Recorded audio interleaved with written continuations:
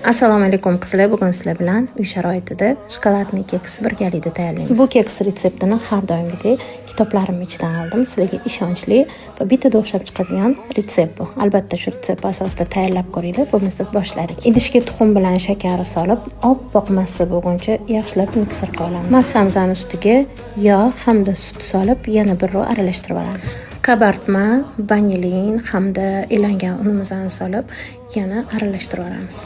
Massani teng ikkiga bo'lib, yarmisiga kakao hamda sut solib, venchikda aralashtirib olamiz. Keks qolipimizga yaxshilab sariyog' surib olamiz. Mana shu ko'rinishda bo'ladi va massamizni quyib, ustidan shokoladli massani quyib, xohlasanglar xohishiga ko'ra shokolad solsanglar ham bo'ladi, solmasanglar ham bo'ladi. Qizib turgan duxovkada 180 gradusda 35 minutda pishirib olamiz. Va keksimizni ustidan quyish uchun xohlagan shokoladimizni shu tartibda eritib olamiz. Keksimiz pishib chiqdi. Biroz sovigandan keyin ustidan eritilgan shokoladimizni quyib olamiz.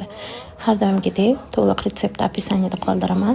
Qizlar albatta shu retsept asosida tayyorlab ko'ringlar, bittada o'xshab chiqadi. Agar video sizlarga yoqqan bo'lsa, menga obuna bo'lishni unutmanglar. Keyingi videolarda ko'rishguncha xayr, sog' va salomat bo'linglar.